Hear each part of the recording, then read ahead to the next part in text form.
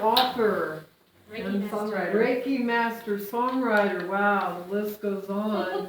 Light worker extraordinary. And my friend. Exceptional. Dear friend. Hello, all you love lights. Woo! How are you today? Great. Phenomenal. Me too. Oh my gosh, the music is amazing. I had to ground earlier because I'm like all excited, and so I hugged Ginger. She's like hugging a tree. You should hug her. Seriously. So today I'm going to talk about looking at the world through child-tinted glasses.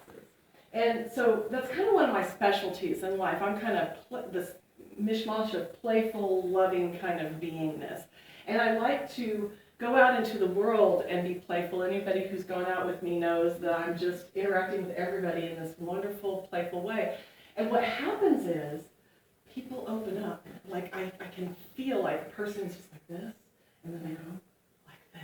And it's just so fun. And so as I approach the world in this childlike way, it occurred to me that life is kind of like a Jenga game.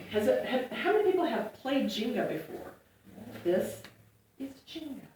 Okay, so life is like a Jenga game in that if you stay pretty neutral to what's going on, like you don't have attachments to the outcome, you can see streams of energy from spirit, or feel streams of energy from spirit that are an effortless path. Those who've gone to Being of Light training with me know all about the effortless path. And so I play to try to look for that effortless path all the time.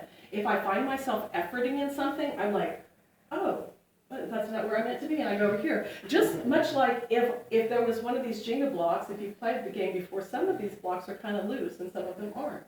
So if I were to keep pushing a block that was not loose, what would likely happen is my tower would collapse. And who wants their tower to collapse, right? We want the tower to build and expand and grow taller. So I created this particular talk for the Visionaries in Light talk that I did last year in Denver. And I got to speak on the same stage as Michael Beckwith, which was amazing and wonderful. And he actually used this TV tray under here to keep his notes on. So if you want to touch my TV tray later, you're welcome to touch my TV tray. And but the interesting thing about that was that the stage that we shared was kind of like this platformy kind of thing that moved. So it's kind of like playing Jenga on a boat. It was really nerve-wracking.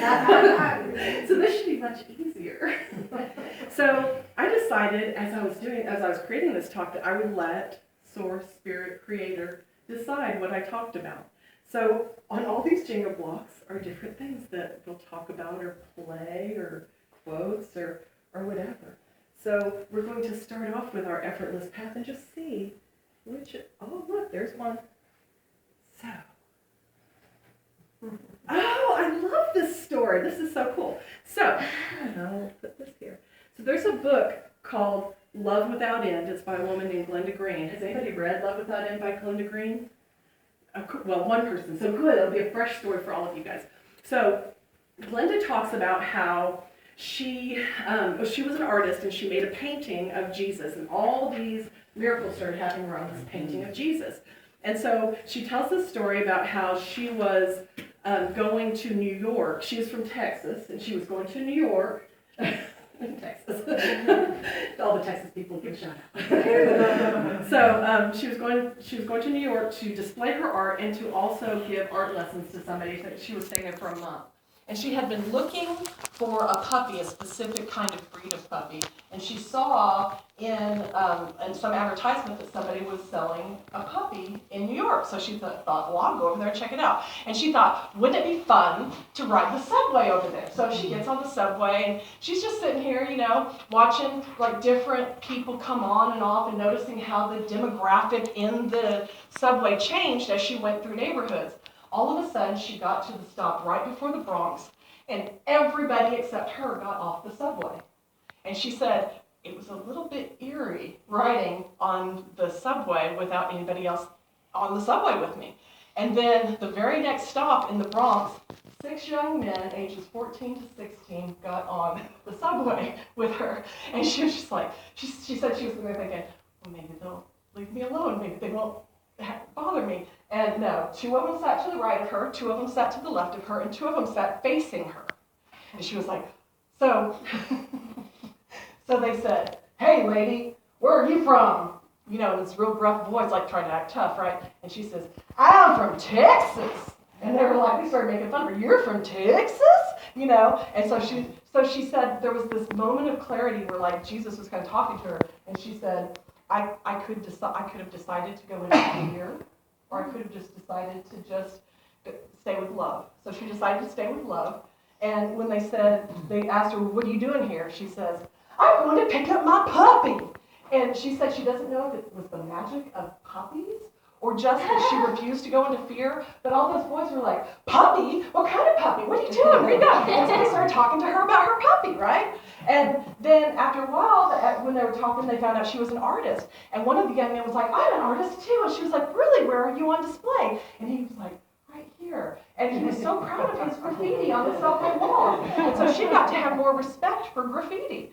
And then, all of a sudden, one of the young men looks at her and says, hey, lady, wait a minute. What are you doing in the Bronx by yourself? Don't you know that this is not a safe place for you to be by yourself? So she said she felt like Guinevere being escorted by her knights of the round table because these young men walked with her to make sure she got safe to go and check out this puppy. Isn't that the most wonderful story of how staying in love and playfulness just changes things? Because could you have stayed out of fear in that situation? I might have been able to, because I have had certain situations with people who could potentially have been aggressive, and I played them back to the light. What other stories are we going to get to play? Let's see. There's one. I know, right? Oh, all right. I'm so glad I practiced this poem with Bruce yesterday. I'm going to have to remember it. Here we go. This is one that has a prompt. Okay, this is an original poem by Bonnie. Hopefully I'm going to remember it. Is my hat smooshed? It's perfect. It's perfect. There you go. Can't make it better. Okay, so I am love. Love, I am. That love I am, that love I am. I can't deny that love I am. Can you measure it by the gram? I cannot measure it by the gram. Would you be love here or there? Yes, I would be love anywhere. Do you feel love in the air? Love's in the air and everywhere. Do you love the rocks and trees? Of course I love the rocks and trees.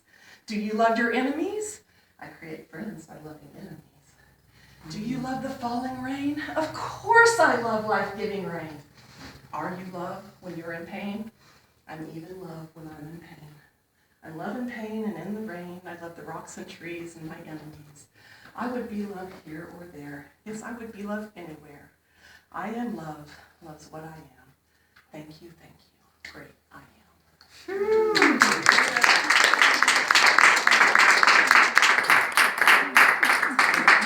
In a children's book too. I think I might have copyright issues.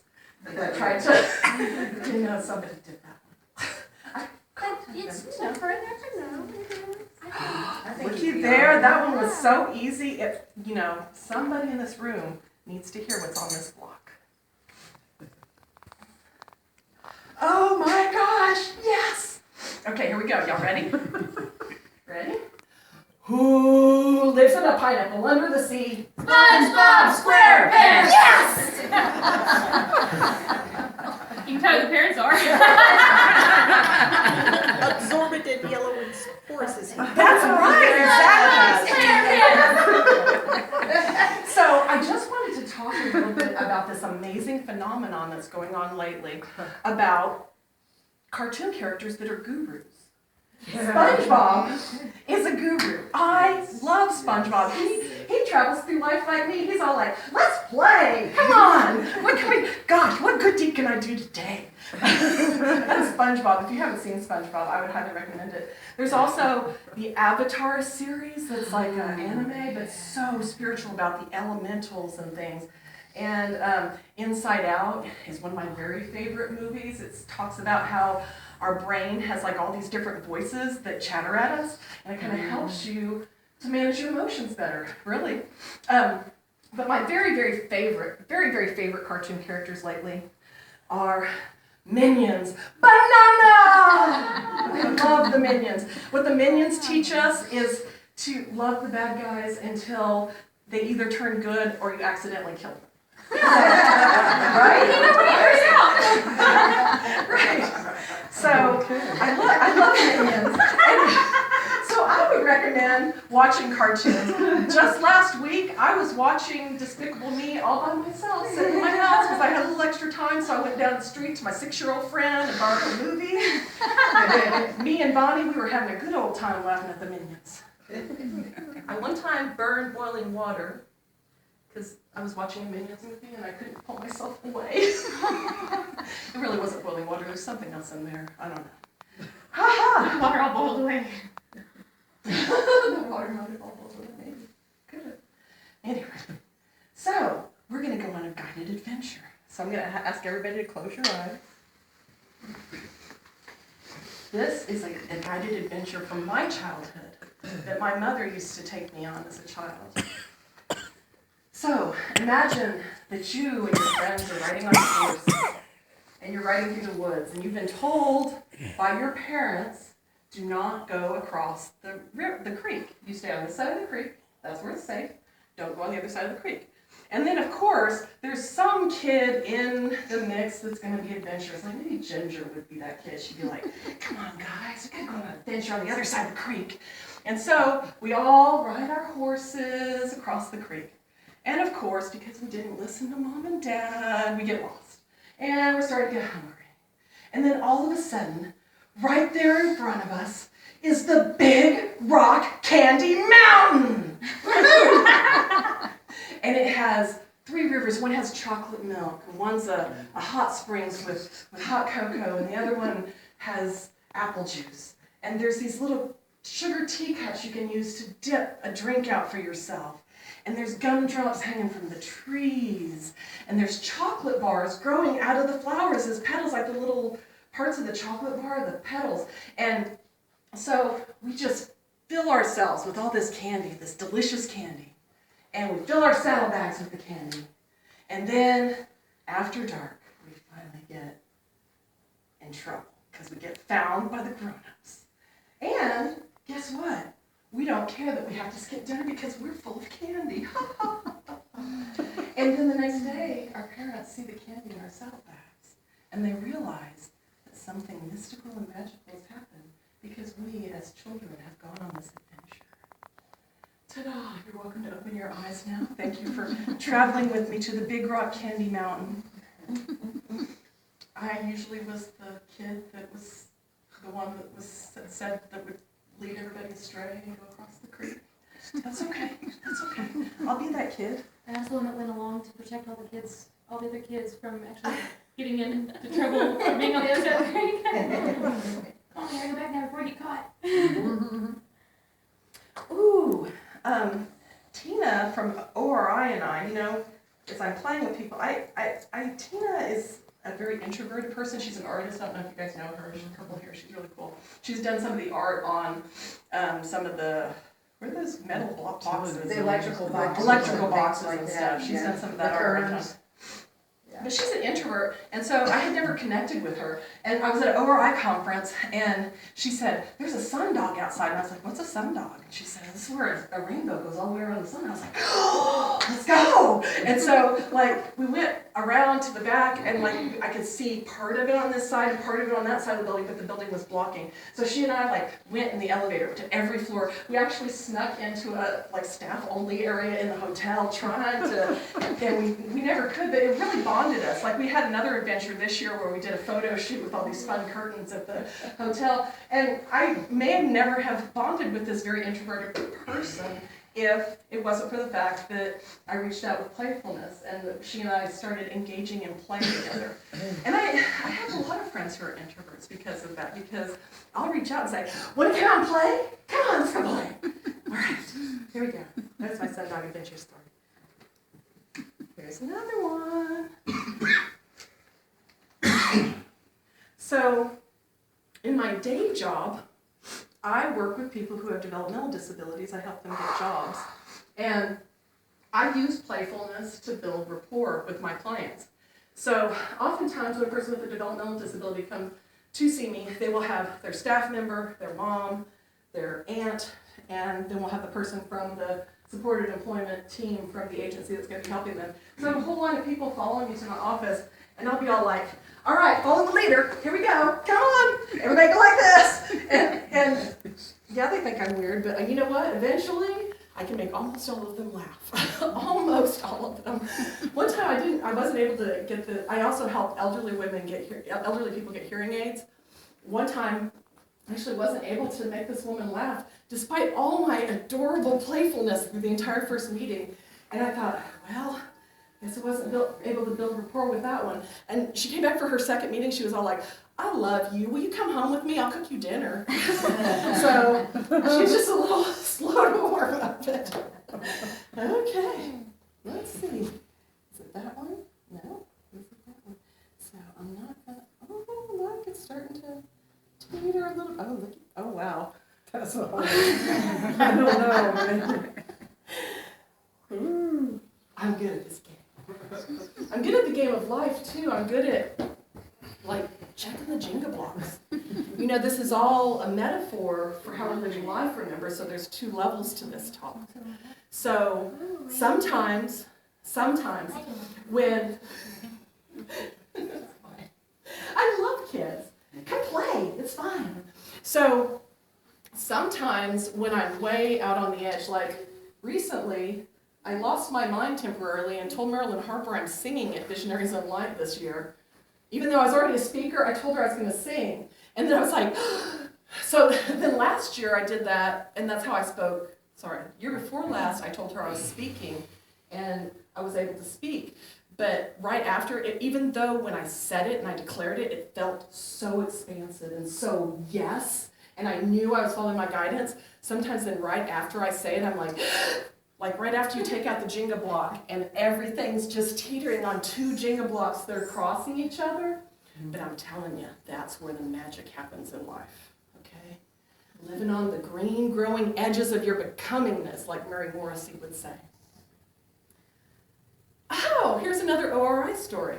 So Sherry Sex Savannah is a person who comes to the ORI conferences, and she has a son named Todd. Todd died when he was 12, which was about 20 years ago. But I met Sherry when she and I were sitting next to each other at a Cindy Green channeling. And of course, Cindy was able to pull out, from her amazing connected abilities, a message from Todd for Sherry. Well, ever since then, Todd communicates openly with Sherry all the time.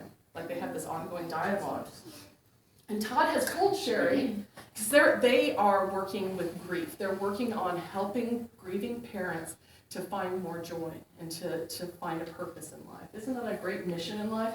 So her and Todd told me that, actually Todd told her that he wants me on the team because I'm playful. Yay!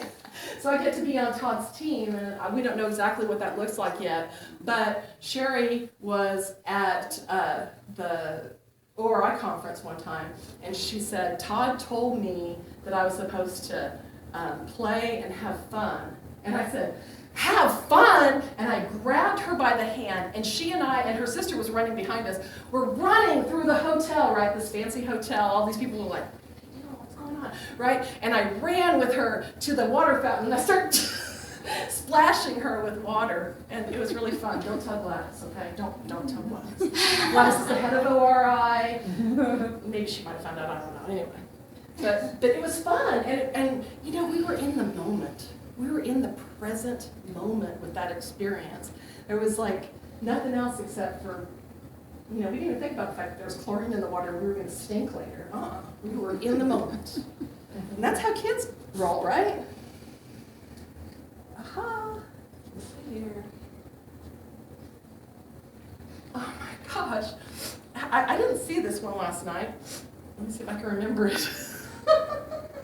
So, I have a little Hyundai, that has eyelashes on it. And I have so much fun with this car going out in the community with its eyelashes, and people will be like, eyelashes, and I'm like, yeah. So I have this super fun car. And so I'm driving to Harrison one day, and there's a trailer in front of me with cows on it.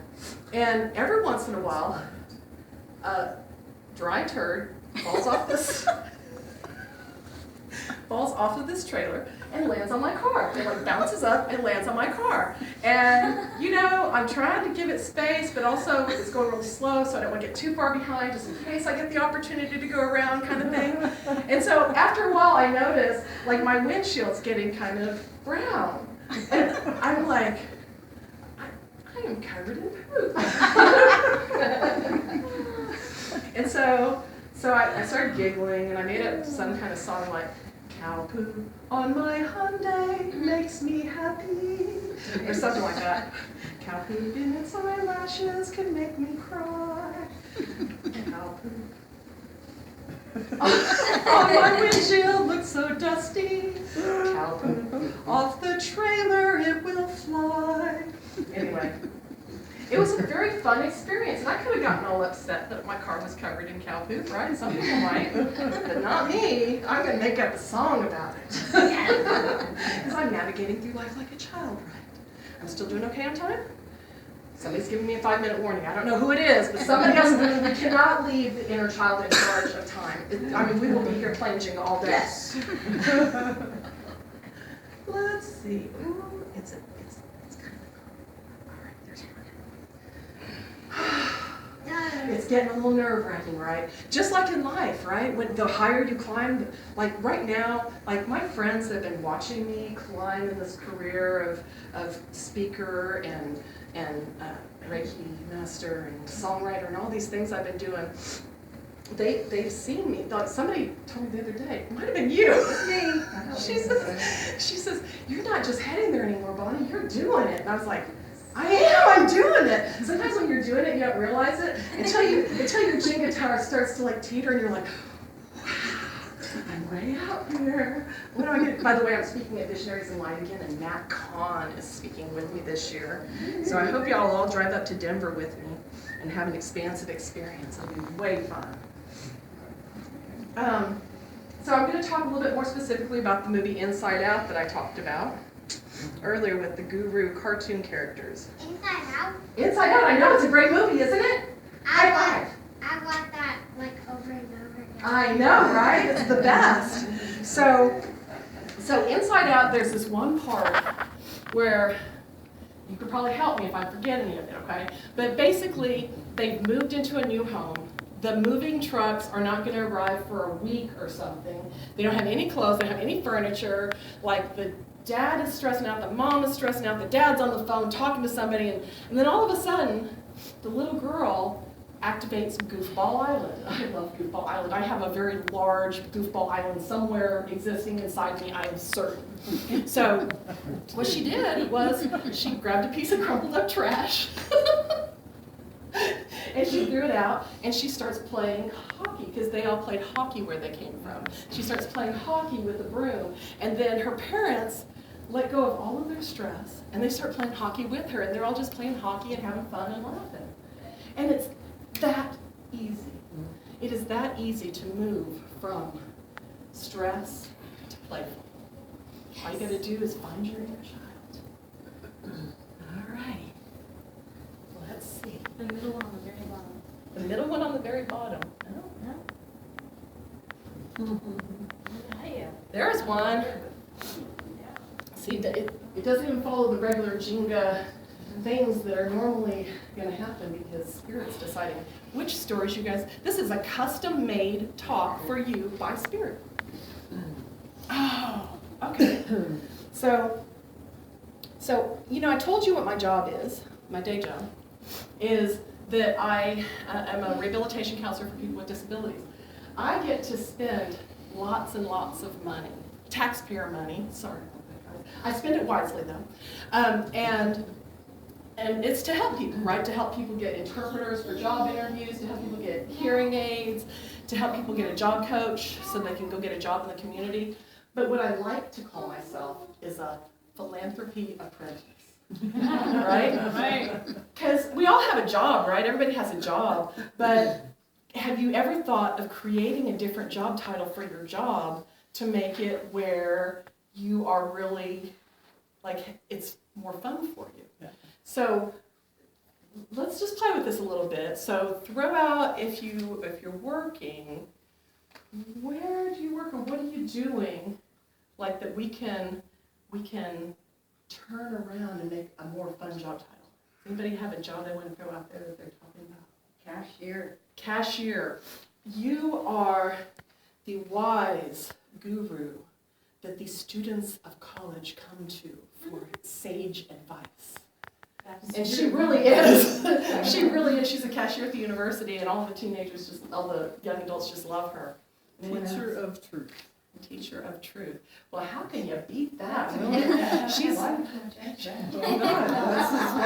That's mine.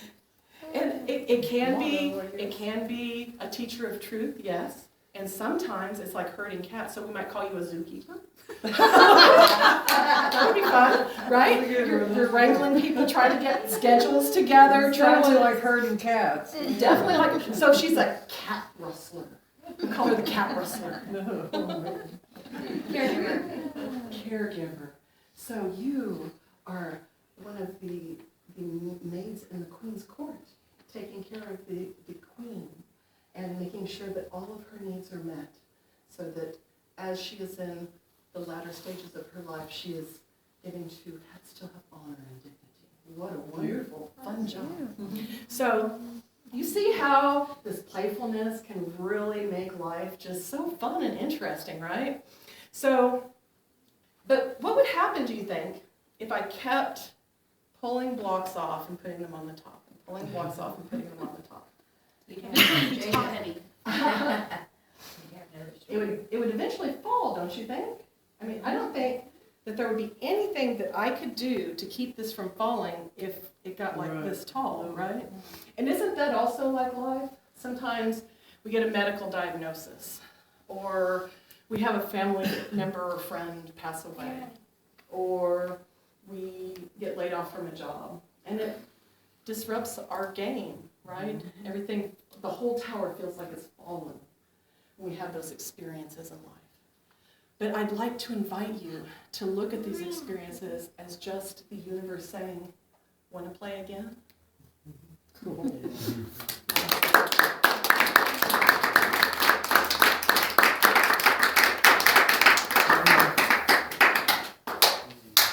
Thank you. That's awesome. This isn't my first rodeo. Wow, you feel energized? Ready to go play? Let's go play. We're gonna